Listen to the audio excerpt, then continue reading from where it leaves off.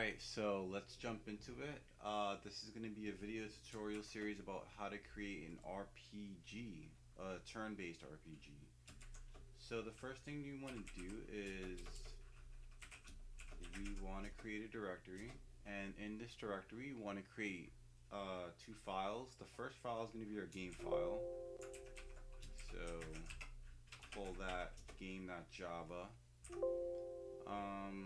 Let's include the package. And we're going to import the scanner class for later.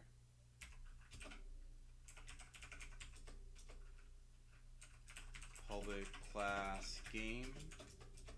And let's add the main method.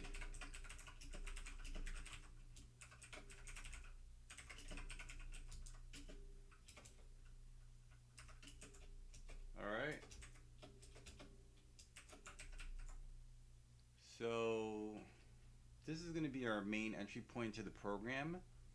And the next thing that we want to do is we want to create a menu. The way that turn-based games work is that they give you an option of what you want to do.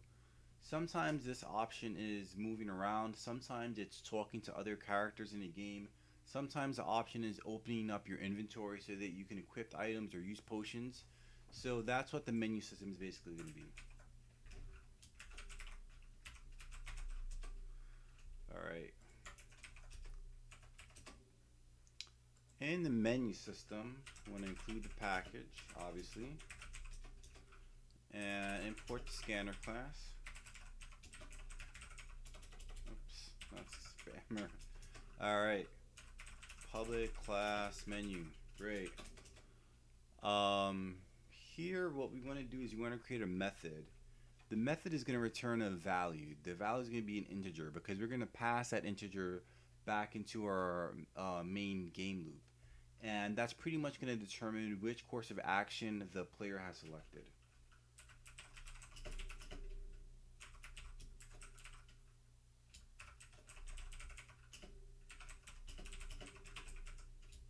The reason I've created these two parameters, such as the scanner, which is because this is going to be able to accept objects of the scanner, and the range is going to determine the number of options that the user can take. Here we just want to print out the viable options.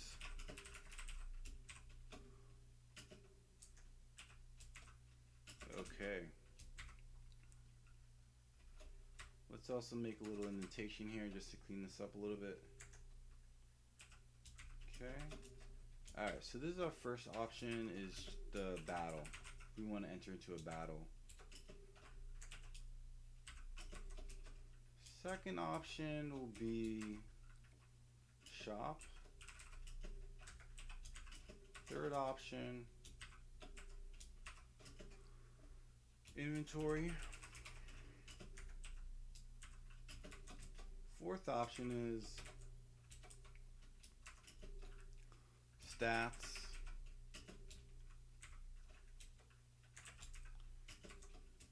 Okay. Fifth option is quit, if you want to quit the game.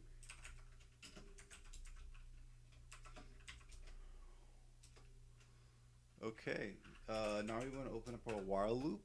In our while loop, we want to take in the scanner object and we want to make sure that something has already been submitted. Let me just a little bigger. Alright. So we want to check to see if the scanner object has actually accepted an integer into the command line buffer. And if it has accepted an integer, we want to store that in a variable called action. Here the next int method just returns the integer that's been put in the buffer. We want to check to see that this action is going to be greater than 0 since there's no 0 option, and also that it's less than or equal to the range that we have specified in our parameters. If that's all true, we could just return it. However, if one of those is false, we we want to return a negative value here. The negative value is just going to be error handling. Um, if, for example, the user does not actually input a number, then we want to indicate that as well, and then that could be the second negative value that we issue out. Finally, we just want to return another negative value just because we need to return something from our method, since it is an int method. And then we can end this by closing out the class. So let's jump back into our game function, and then here what we want to do is we want to create, first what we want to do is we want to instantiate the menu class that we just created.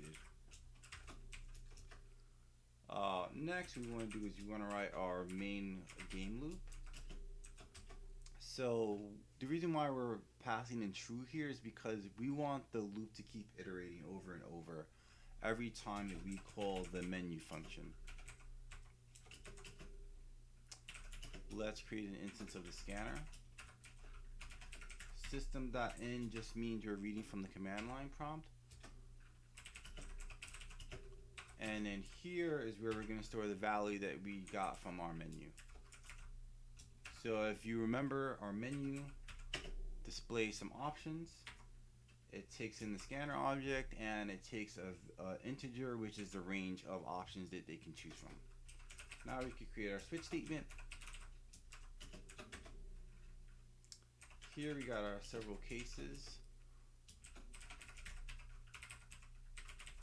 For the first case, what we want to do is we just want to output what has actually been selected and what the game is going to do next. I could just copy this. Okay. Okay. 1, 2, 3, 4, 5, 6, 7. I think that's about it. All right. So for a battle, we got battle. We have shop.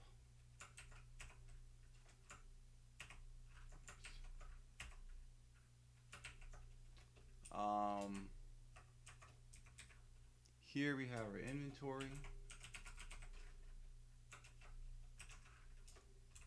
Okay, here we have our stats.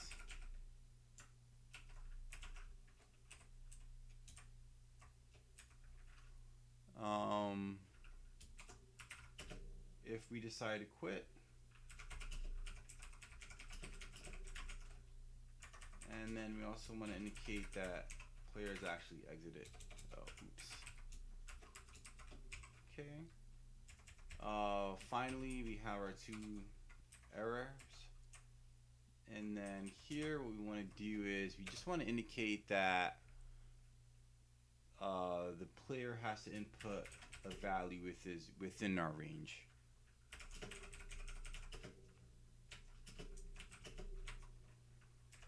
The second error was if our player has not put in a number. So that could be like a character or a string. Finally, we just want to create a default case in case anything else happens.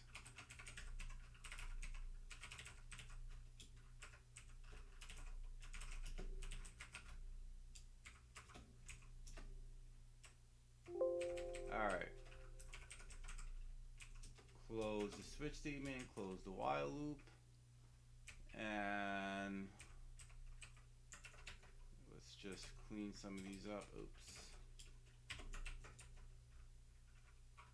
Why does that? Alright. That should be about it. Let's open up the command line.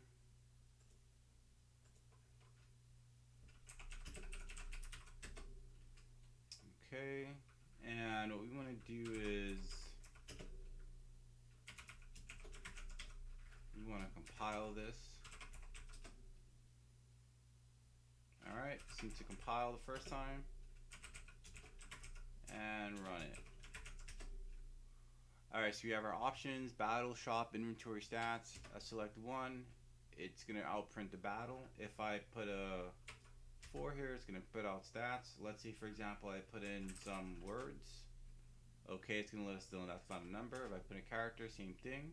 If I put a number that's too big, it'll let me know that it has to be between 1 and 5. Now, if I press 5, it'll quit. Alright.